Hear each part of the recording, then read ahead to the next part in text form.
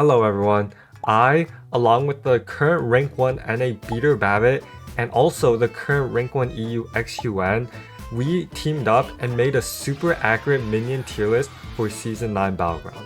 This video is a must watch for you so you can understand which cards you should pretty much always buy and which cards you should never ever touch. We put every single minion into one of 5 tiers. F tier, cards which you should buy 0% of the time. C tier, cards that you should pretty rarely buy but might have some impact. B tier, meaning balanced tier.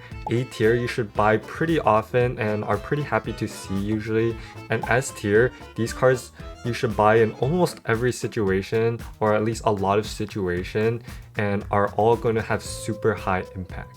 We're going to start with the F and C tier and work our way up. Okay, let's start off by looking at every single card in the F tier, and I'll go through a quick explanation as to why we decided to put every single card in every single tier. So Dune Dweller, you're pretty much never going shop buff, but even if you are going shop buff, it's really bad. Like, it's +1/+1, like it's not gonna make any difference, so never buy this card. Dozy Whelp, according to his stats, it's the lowest play impact 1-drop, which means that your average placement will go down by the most if you buy this card, so never buy Dozy Whelp. I mean, it's okay on George, and that's it. Razorfin Geomancer, the second worst play impact 1-drop in the game, so also don't buy this card ever. Picky Eater, just demons, doesn't really make any sense in the current meta, so don't buy Picky Eater. Wrathweaver demons don't make any sense in the current meta.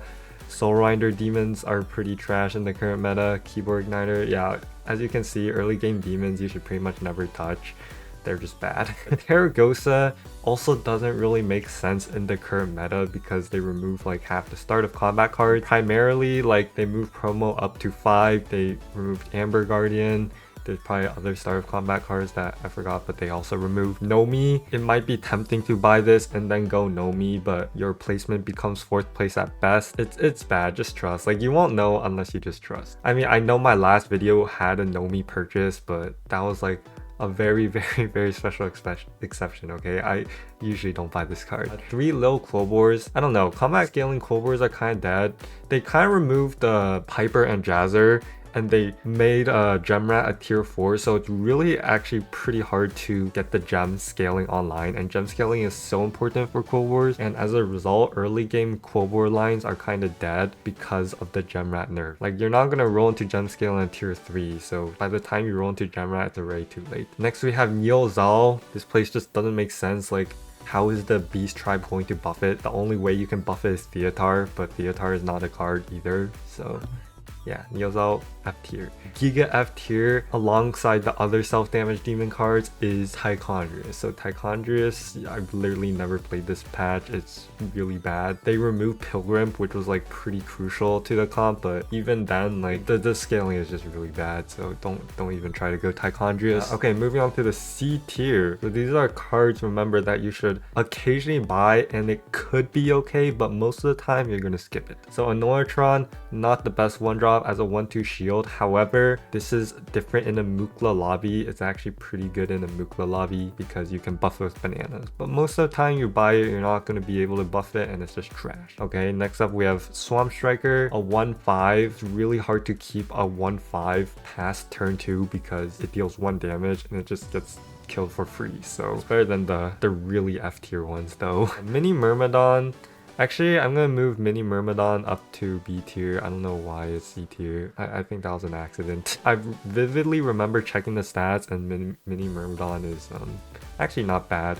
But the only reason why Mini Myrmidon's not bad is because of a card called Thaumatologist, which is actually really good. And enabling that card is pretty important because spellcrafts, you get a spell every turn. It's pretty important. Next up we have Automaton. There's only 3 heroes that can play Automaton, guys, like the entire comp, and that's Lich King because you can reborn it early. There's Terran, which you can reborn it early, and there's Akazamrak. Use pack tactics to summon a copy of it, and the summon actually counts for the effect. Outside of these 3 heroes is pretty much not a buy, and even if you buy it, it's only for tempo. You're not going to play the entire comp. That's why it's in C tier. Hummingbird, it's okay. if you have a hummingbird start or a beetle start, but otherwise it's completely unpickable. And even if you have a mana saber start, it's just okay. Like, it's not even good. Like, this card got kind of gutted the last time it got nerfed. Zesty Shaker. So this card is only acceptable if you have a thaumatologist, but if you don't have a thaumatologist, it's just completely worthless, and that's why it's on C tier. It just completely relies on rolling into another 2-drop, which is like not that common. Mind Muck, same thing. It completely relies on you having a demon opener, and as we've already established, you should not have a demon opener because demons are bad in the early game. Prophet of the Boar is a very meta dependent card where if Quobors are suddenly OP, you want to enable Quobors, this is the card to buy. However, Quobors currently not that important to enable because Gemrat is on 4, so you're going to be really struggling scaling your gems until you get to Tyrant 4, and by that time the Prophet of the Boar isn't really doing anything because you're just buying Quobors for +1/+1 gems. So yeah, Prophet of Boar, not that good anymore. Whelp Smuggler. It's just really hard to buy. Like, how often are you gonna buy this card? Also have a dragon that you are consistently buffing. Like, only Skyfin or something. You're never buying Dozy Whelp, so yeah, Whelp Smuggler is not that good. Birdbite is an interesting one because it's really strong on like 2 specific turns. Like, it's really strong on turn 6, turn 7, and then it's starts being trash again. But at the same time, if you buy Bird Buddy, you have to fill your entire board with beasts, so you kind of have to go beetles comp. It doesn't really help you scale your beetles, so Bird Buddy kind of just locks you into a certain direction because you need like a lot of beasts on your board, and then at that time you're just forcing beetles, and I don't think Bird Buddy is like you're very happy to buy a lot of times. Like, it's really good for stabilization, but that's about it. It could be B tier. I'm not too happy buying it most of the time. Banner Boar, same reason why Prophet Boar is bad. It's because you're never buying, like, you can't have gem scaling until you have Gemrat. So like Banner Boar just sucks until you have Gemrat. Gemrat's on 4 and Banner Boar's on 3. So Quobor early game needs a lot of work, similar to Demons early game. Fountain Chiller, not the best Murloc buff card, but could be used for stabilization. You're pretty much never going to buy it late game, so it's not that good. False Implicator, Demons, do we have to say more? Elemental, Demons, do we have to say more? Meteorite Crasher. So after you sell an elemental, give it +2/+2. On paper it seems okay, but when is this card actually good? It's really good with Baller Strat, but that strat is dead. Other than that, let's say you have Ultraviolet Ascendant. Do you really need +2/+2 every time you sell an elemental? Like, is that really gonna make the difference? Or is what's gonna make the difference having a brand and cycling like a lot more elementals every turn? So Meteorite Crasher isn't really gonna do anything. It's just like, it's pretty hard to buy as well because a 2/4 elemental standalone is not great. Sly Raptor, honestly a 5/5 beast on Tavern 3, not that good. Just compare it to Forest Rover, which is the 4/2 that summons a 4/3 beetle the turn you buy it, and even that just standalone tempo wise is as good as Sly Raptor, but then Forest Rover enables Rylak, so it's just like strictly better. So Sly Raptor kind of just got power crept. Next we have Smolderwing Gardener. It's the 1/5 when you sell it, get a Dragonling. It's only buyable if you're playing Caligos.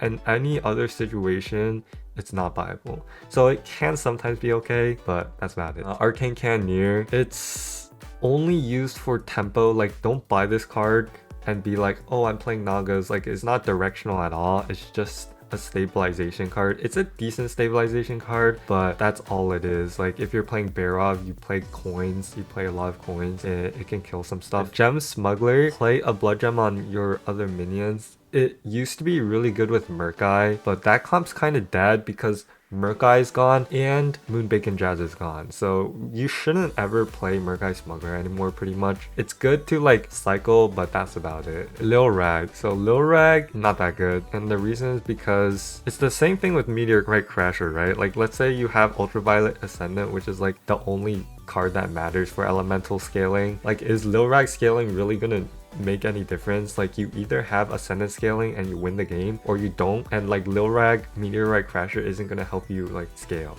you know? Like, it's just not good enough. So Menagerie Jug, purely a stabilization card, not even that good at that. I don't know, it's pickable on like turn 6, turn 7. Sindori Straight Shot, not the best tech card right now. You might think it is good against Undead, but I don't know, half the time Undead is playing like Overflow Undead and it doesn't even do anything. It's also meta dependent. Like, sometimes it's like very important, but in this meta, I don't think straight shot is usually very good. Flag Bearer is the key enabler to Death Rattle Pirate, but Death Rattle Pirates kind of fell off a bit, so you shouldn't really go for that comp a lot, and thus it's in C tier. Thorn Trailblazer, it's only pickable if you have Gemrat. I think every other choose one, you don't really care about having it combined. It's just Gemrat what you care, and because it relies on having Gemrat before buying this card, it's not that good. Wandering White, the only situations where you should buy it is pretty much just like Beetles or maybe a Tom comp. Not that good with undeads because you want your tokens to die so you get Primus scaling or whatever scaling. Bungo's not that good. It's okay if you like have Drakari,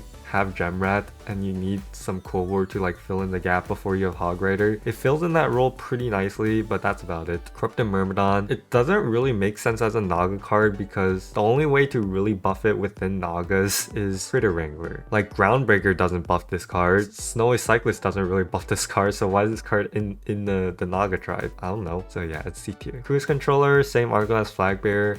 It could be good, but the Death Rattle Pirate comp is a bit hard to assemble, so that's why it's in C tier. Fungus, purely a stabilization card. It's good to be eaten with Mutinous Spell, but that's about it. Like, that's its only role in the game. It's just to be eaten. Furious Driver. You know what's funny about Furious Driver? Even if you're playing Shop of Demons, it's pretty hard to buy because, like, let's say you have 2 of the baddie Terror Guards. Buying a 1-cost spell buffs the shop and eats 2, and buying Furious Driver eats 5. So like buying a spell is pretty much the same thing as a Furious Driver a lot of the times for demons because it buffs the shop and Furious Driver doesn't. So I mean, Furious Driver is pickable if you like get it from Brand Percussionist, but it might be F tier, but just be lenient and put a C tier.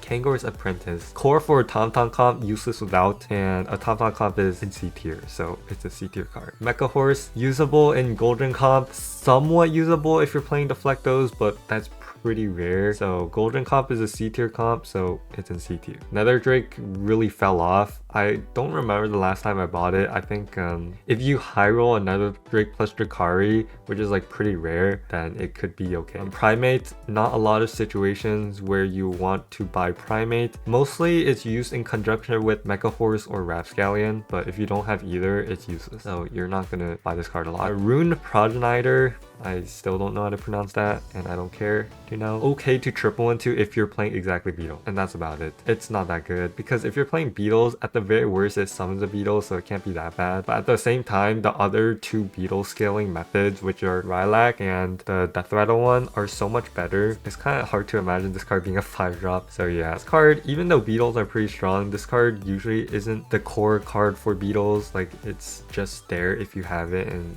you don't really care if you don't. Mutated Lasher, honestly, could be really good for stabilization, but that's all it is. It's like Bird Buddy tier, where it's good for a couple of turns, and then it kind of like narrows your options down to Death Rattle comps, which is a good thing because you win your next 2 fights, but a bad thing because you're forced into a direction you might not want to play. As a result, it has the same fate as Bird Buddy, which is C tier. The 5/4 Barnstormer. Barnstormer is not that good because shop buff is not that good, obviously. Snowy Cyclist is purely a stabilization card. A lot of these cards in C tier are stabilization cards without much potential, so you often get like 4th place at best, which is not a fate you want to have, and Snowy Cyclist for sure is the same as that. Eliza also, if you have Eliza, you're getting 4th place at best because you're narrowing yourself into Death Rattle Pirates, which oftentimes does not have a great future. Outside of Death Rattle Pirates is kind of useless. Charlie, even if you're playing Cold Wars, is not strong enough to define a comp. Even if you have Drakari, Gemrat, Charlie, whatever, it's just a bit slow. So Charlie is more as a nice to have if you're playing Hog Rider comp, but by no means is necessary. Its effect is just too mediocre. Colossus of the Sun, I don't know why this card is in C tier. I'm just gonna move it up to B tier because it's actually pretty good in undead comps and pretty usable because it's a lot of tempo. Felbat is in C tier because honestly, I don't remember the last time I used Felbat, but on paper, if you're playing Shop of Demons, having a Felbat just permanently on board does not seem that bad. At the same time, if you're playing the Shop of Demons setup, you by no means do you need Felbat. It's just like nice to have. So because it just like is not necessary at all, it's just C tier. Goldren is a core part of the Golden Beast comp. Unfortunately, the Golden Beast comp kind of sucks. So Golden Beast is C tier. And at the same time, Mount, you can only buy if you're playing Golden Beast.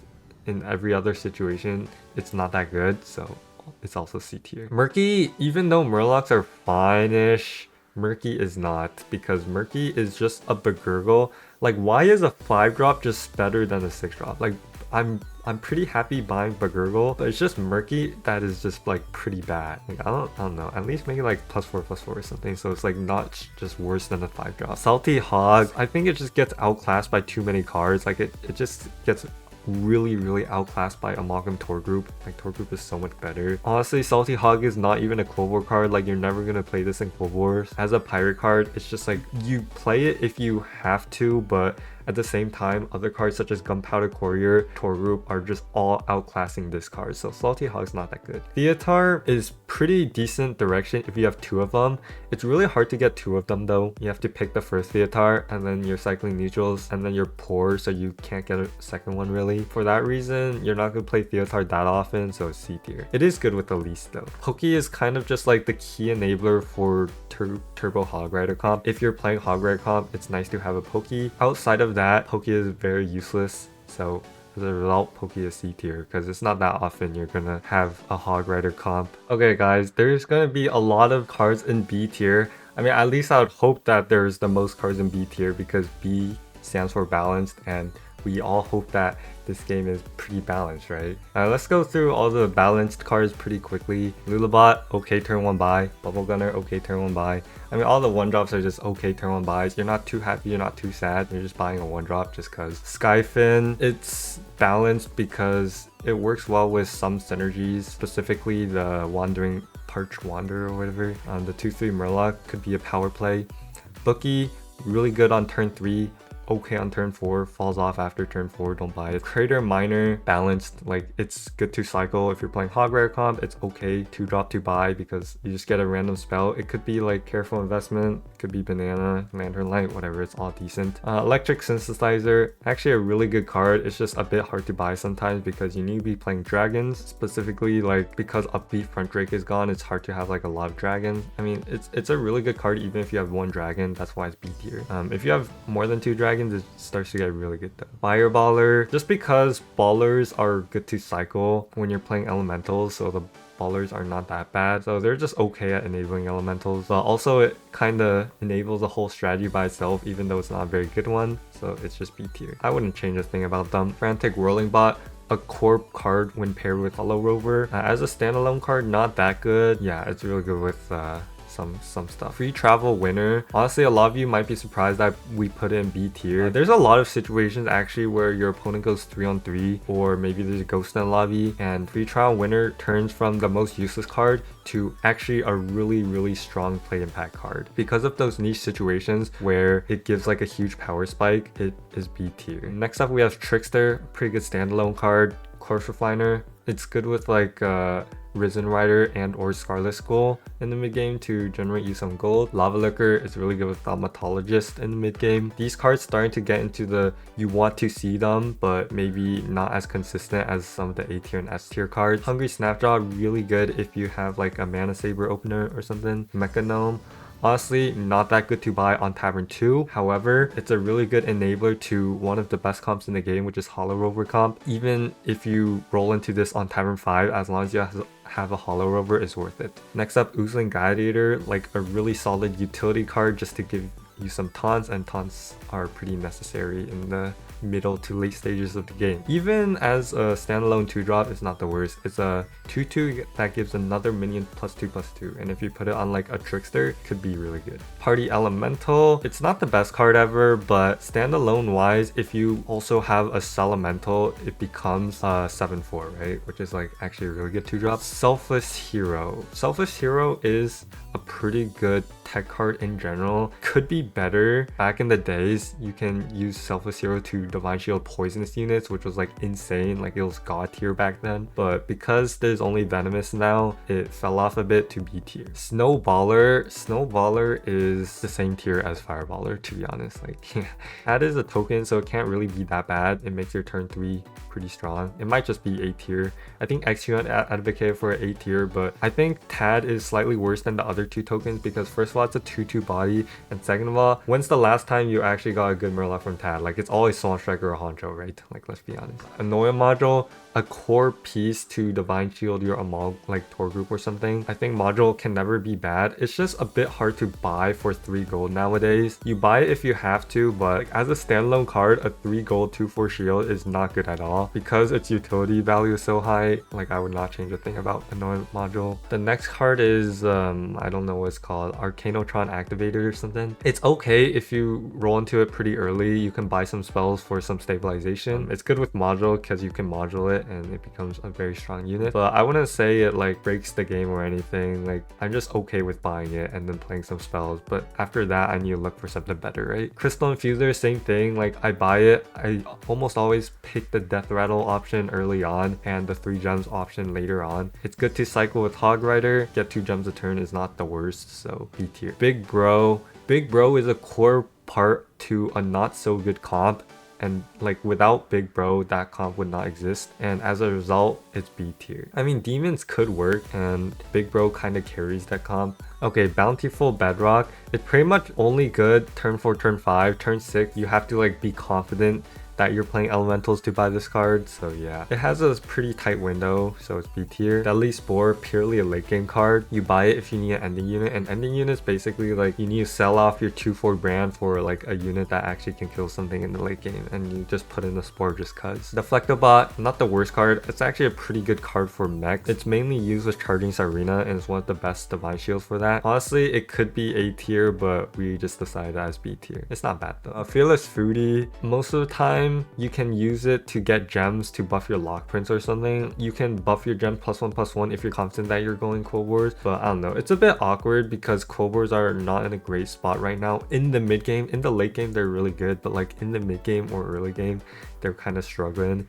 So it's hard to justify Fearless Foodie being that good in the mid game anymore. It used to be really good, now it's just kind of whatever. Mummifier, I mean, it's just pretty balanced. It's not too strong. A lot of these cards, there's not much to say about them. They're just balanced. Like Cliff Diver, you're not too sad seeing in the mid game. Peaceful Soldier, you're not too sad seeing in the mid game. Turn 6, turn 5. Reverb Drake, it's pretty good with Brand plus Hunter of Gathers. So yeah, it's not like crazy though. It's just like okay. Next up, we have Sea Glass. It's a 4/8 the turn you buy it, which is like okay. Like a 4/8 on Tavern 3 is just fine. Wildfire, it's like okay. It's actually not bad as a result of Ultraviolet. Like you can always just stick in a Wildfire and you just have a big cleave, and that's like the only reason why it's B tier.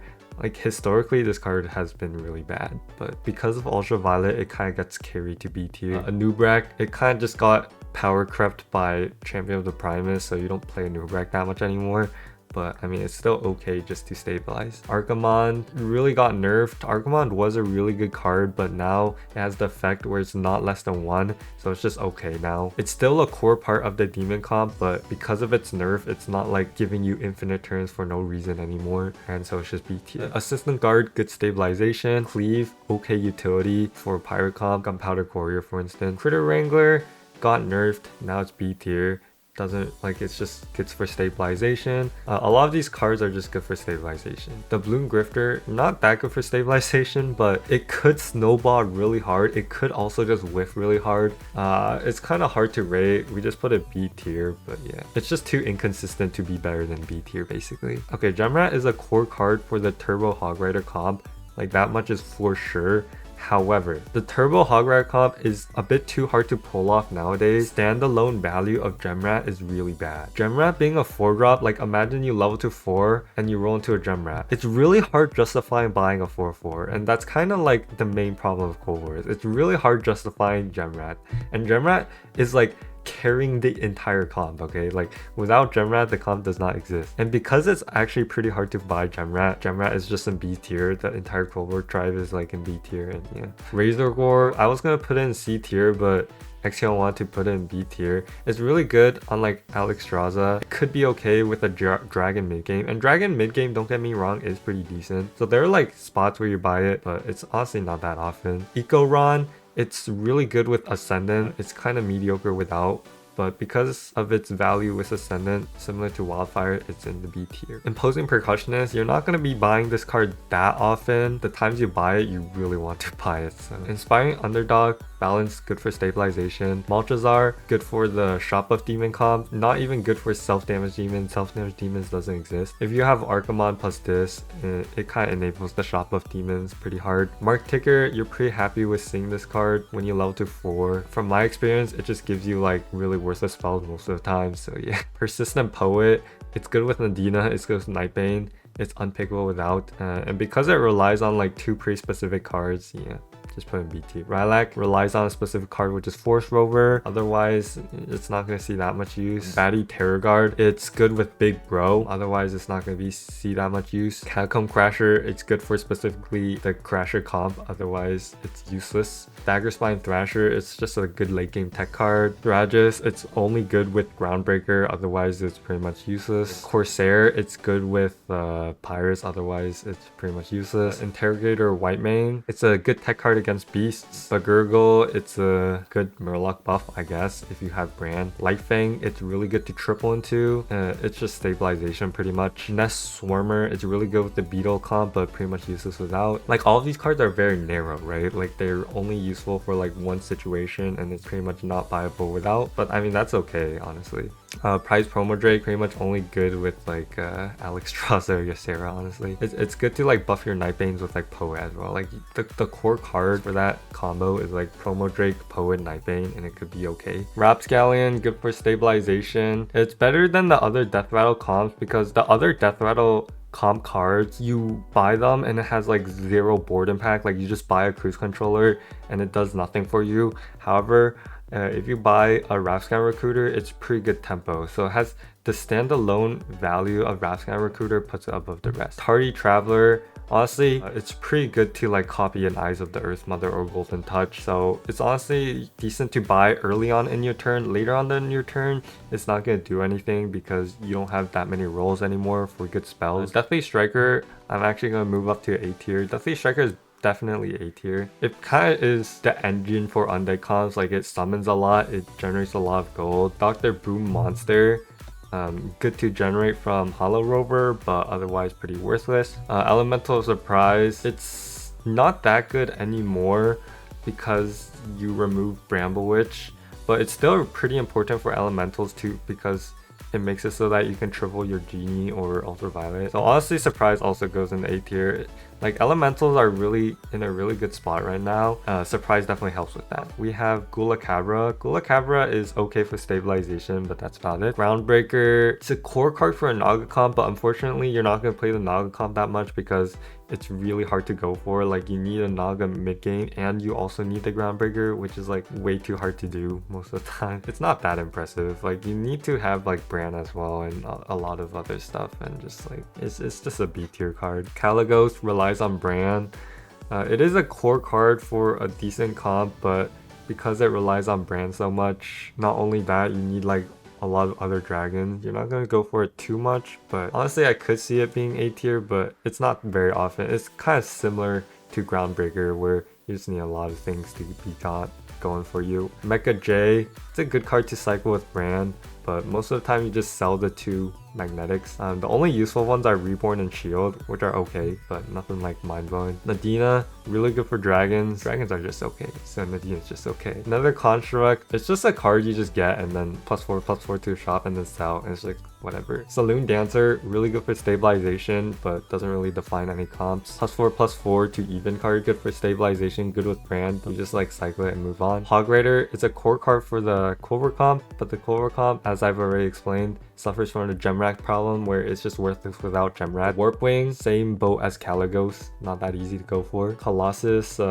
just a balanced card. It's really good with the Taxing Undead. You like taunt it, it's a Divine Shield taunt that reborns. It's like one of the best taunts for undeads, but that's about it. Murkai got nerfed. It used to be like Giga S tier, now it's just B tier. Definitely like they just have the power. It could be really strong still though, don't get me wrong. It honestly still might be A tier, just because triggering a battle cry effect over and over again has so much potential. But yeah, because its power got halved, it's much less consistent to go for. Honestly, this video has been too long. I might just make a part 2, so stay tuned for that. No, I don't want to make a part 2. I'm thirsty though. Okay, next up, let's review the A tier cards, okay? So starting off with all the 1-drops, the Bonehead, Dragonling, Angler, Busker, and Sunbacon. I'm pretty happy with buying all of these cards turn 1. More happy than the other 1-drops. Bonehead, it enables a lot of undead 2-drops, which are very powerful, such as Scarlet Skull and Deathswarmer, which you'll see later in this list. Dragonling, which is one of the best standalone 1-drops. Angler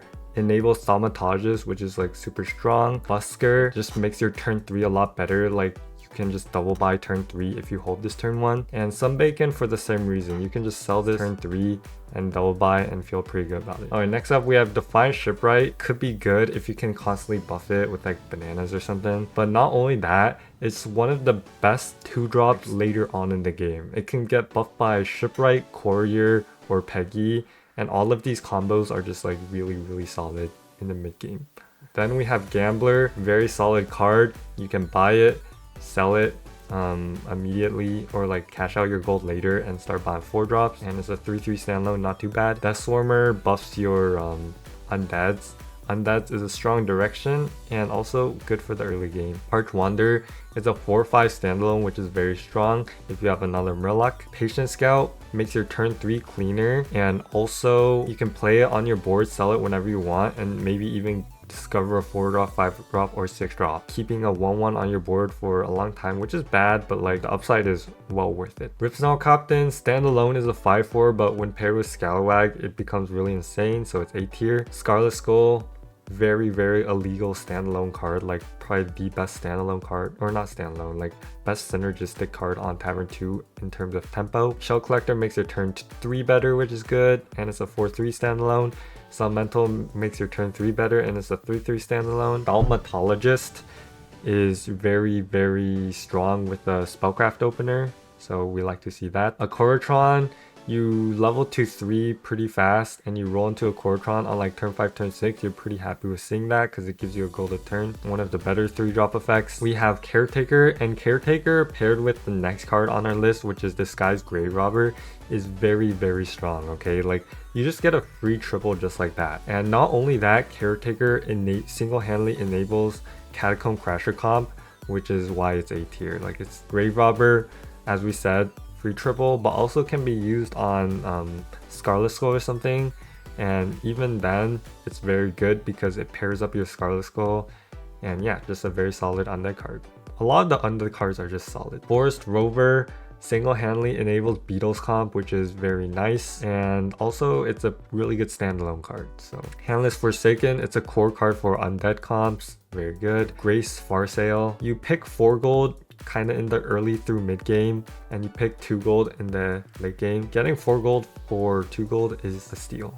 Lovesick Balladus is one of the best stabilization cards for pirates out there. Giving a pirate like 10 HP in the early game, mid game is very strong. Pairing it with Bran in the end game is also strong. So Lovesick Balladus is a very good card for pirates. Monstrous Macaw, it's not the greatest standalone value, but at the same time is a core card to like so many comps, like Crasher comp or Golden comp or whatever, that for sure A tier. Implant Subject has like pure standalone value. It's really good if you go like 3 pretty fast and you have a lot of keywords on your board. It could be B tier, honestly. I'll put it down to B tier. Next up we have Adaptive Ancestor. Getting a 5/2 shield on Tavern 3 is already pretty good, but the fact that this card can be a Divine Shield plus Venomous when you triple it is very strong. Like getting a Divine Shield Venomous permanently on your board is a-okay. Hired Hentutter, one of the best 3-drops to get when you go like 3-on-3 or like you go to Tavern 3, because like it's a 5/4, which is not even a bad stat line, and then you also add another pirate to your board. It's just insane, like completely insane. It's even insane with Bran, so yeah, very good card. Anomaly, same deal. You buy it and it's already like money back, like you don't even spend anything, you don't invest anything buying this, but like if you have a brand, it just like gives you 2 gold for free, like 2 rolls for free. Peggy is really good with Defiant Shipwright. It's pretty good with any pirate really, because you tend to be adding a lot of cards, especially if you're playing Bran. If you're playing Bran, Peggy becomes really good, but if you're not playing Bran, it's just like free stats as you just play the game. Most of the time you use Peggy to concentrate stats onto one pirate such as Shipwright or Cleave, and then it's very powerful. Sore Loser, because undeads are good, Sore Loser is good. It's good with a lot of the undead mid-game cards. Gladiator is a very good standalone card, 3/3 Divine Shield. You're not unhappy about that at all, but it tends to become like a lot of attack. Like it tends to become like a 25/3 Divine Shield just as you play the game. Like you're not gonna say no to that, right? Like it just kills stuff. You just keep it on your board. You can even like play Torgroup with it, and it just like kills stuff. Like it's good to keep on your board. It's also fine with like Divine Shield synergy with like mechs. Volcanic Visitor is probably the single most OP standalone 3-drop out there, and for that reason it's A tier. Warden and Volt gains 1 gold a turn. Any 3-drop that gains 1 gold per turn, it's just A tier by default. Like it can't really be bad. It's also good to cycle with Groundbreaker. Clunker, Junker, really good with Bran, but even without Bran, you usually use it to try to get Wind Fury on your Hollow Rover, or like Reborn on your Rover, or like Shield on your Amalgam, or whatever, Reborn on your Amalgam. Efficient Engineer, very strong in a lot of situations if you're playing any sort of end of turn comp. Respot, very good stabilization 4-drop on Tavern 4, especially if you're playing Divine Shields, and also enables a really good comp, basically every single mech comp, and mechs are very strong. Gunpowder Courier single-handedly carries pirates pretty much. It's really good with like Shipwright. Just having pirates on your board, like its effect is very good. Hackerfin, very good card to cycle with Bran in some setup. Windfall Tornado, very good card to cycle with Bran, or if you're playing elementals, you can get Anomaly Genie. I mean, it's an insane card with elementals. It might just be S tier, but I kind of convinced myself out of it because like it's not the best card if you're not playing elementals, but super strong if you're playing elementals. Hunter of Gathers, it has a lot of use cases. You can use it with Amalgam Torgroup, you can use it with Caligos, you can use it with Hunter Lock Prince, whatever. Pretty solid card. Outback Smolder, let's say you go to Tavern 4 pretty fast and you roll into Smolder, you're pretty happy. Lock Prince is a really good card. It was S tier for a long time, and it could still be S tier, but I don't know, it's a bit subjective, right? Basically, you most commonly use Lock Prince with Torgroup, but you could use it with Hunter, you could use it with Murlocs, whatever. Very flexible card. You could even use it with Quill Wars. A million stats on Tavern 4 plus Divine Shield. Like Divine Shield is what makes it illegal. I'm just gonna move it up to S tier. I think it's objectively S tier. Okay, now that Lock Prince is S tier, let's continue. 3/1 Reborn. Very good to reborn your undeads. Like that's such a deal breaker for undeads. If you couldn't reborn your undeads with prosthetic hand, I don't know where the tribe would be, but because you can, the tribe is good. Same thing with beasts. Sprightly Scarab kind of carries the tribe.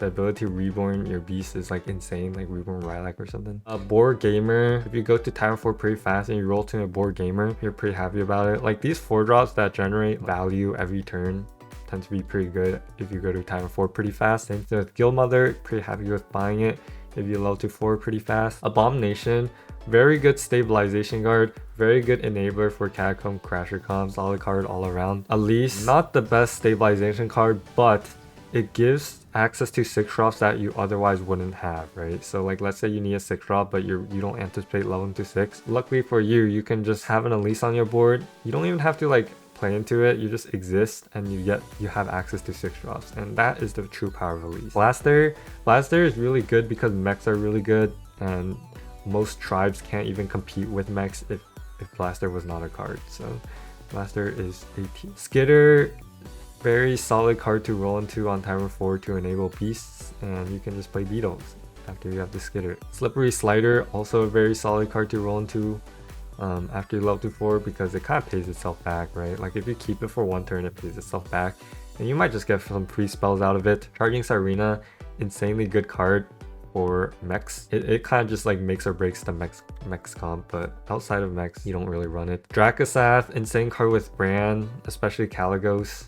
It usually pays itself back when you buy it. Glow Scale, insane late game utility card. Divine Shielding your Titus might just like make or break the fight in a top 2 situation, so very good card. Moonsteel Juggernaut kind of just defines a comp, which is the Juggernaut comp where you run with Jakari and Bran and Efficient Engineer and stuff, and for that reason it's A tier, and that comp's pretty good. Same thing with Primus, makes or breaks the Attack Ceiling Undead comp.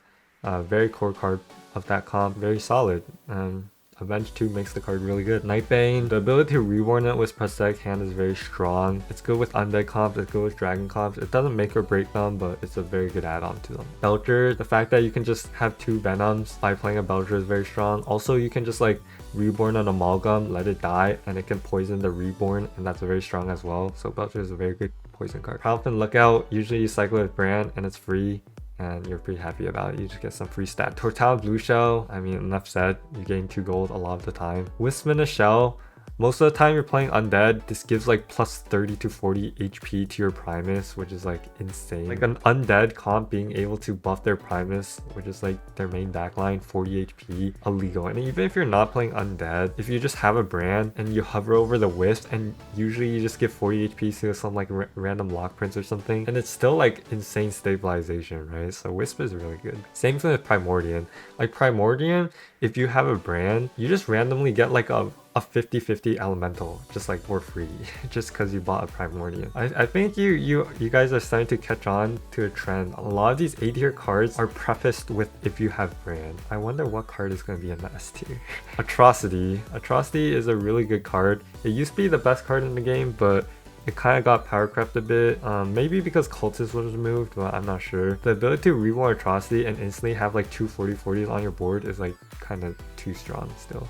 Atrocity is a really good card. Coast Guard with Brand, good. Free money, yay. Holy Mackerel, probably the most toxic card in the game, although it's pretty much mostly usable in a mech composition and pretty too hard to scale in other compositions. But in a mech composition, it kind of just like divine shields off each other, and it's like, yeah, Mackerel is dumb. But it's not S tier because like I feel like the conditions that you would buy Mackerel are still too narrow. Like you're not gonna buy it in a lot of situations. Like you have to scale it with mechs, and that's pretty much the only spot you would buy it. It's okay in Murlocs, but not amazing because Murlocs don't really have a lot of shields. Savjz, good card to triple into it. You get a free spell every turn, which is a powerful effect. Spacefarer, very core card for pirates. Alongside Courier, and kind of makes or break the pirate comp. Like the difference between pirates with Spacefarer and not very large. Conditions to buy Spacefarer are still too narrow. It's still A tier, but it's a very good card. Like all of these A tier cards, they could be S tier. They're just like not flexible enough, right? Like Deathly Striker as well. Deathly Striker is a very good card for undead, but standalone wise, it's not that good. Right, you can't just triple into it in any spot and be like, oh, it's really good. No. Finally, Elemental Surprise. Very good card for elementals, as we said before. Okay, finally, let's get into the S tier. Finally, the S tier are these cards. We know Lock Prince is in S tier. We know Bran is in S tier.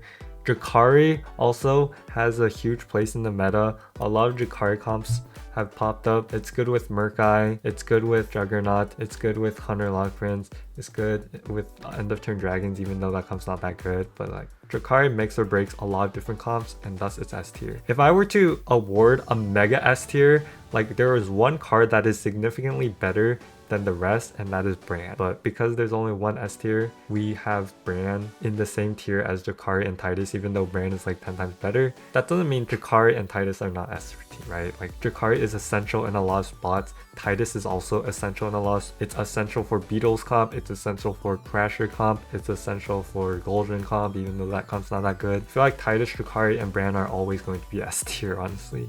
Maybe not Drakari, but Bran and Titus for sure. But let's move on from the core 3 cards. Genie is S tier. Genie is such a good card. You don't need Bran to be able to buy Genie. It usually pays itself back. It's really good with Ascendant. It kind of makes or break the Ascendant comp. It's really good with Bran because you just randomly get like free gold. Like let's say you get Anomaly or Primordian from Genie, and it's just like way too good of a card, honestly. Hollow River, also way too good. You don't even need mechs on your board to buy this card. You just buy it, you win free reborn it, you generate magnetics per turn, you play whatever. I mean, you probably play into mechs after that point, but the fact that the condition to buy Hollow Rover is nothing is what makes this card so strong. Like you just have nothing, you buy Hollow Rover, you buy the rest of your comp, and you probably win the game. Especially when paired with the next card on the list, Chameleon. Chameleon is way too good in like most comps, okay?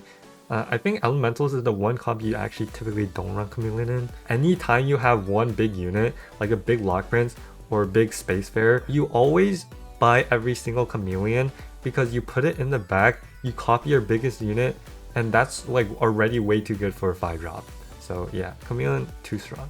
Leroy also too strong because if you could run Leroy on every single endgame comp, you should, because you usually have like your 2 to 3 biggest units, and then you need to fill out the rest of your board with stuff that does something, and Leroy always does. So Leroy is the best ending unit, and thus it's S tier. Rodeo Performer you should also always buy. Rodeo Performer is good because you usually get spells that cost 3 or more, so it's already your money back. Like you buy armor for 2 gold instead of 3 gold.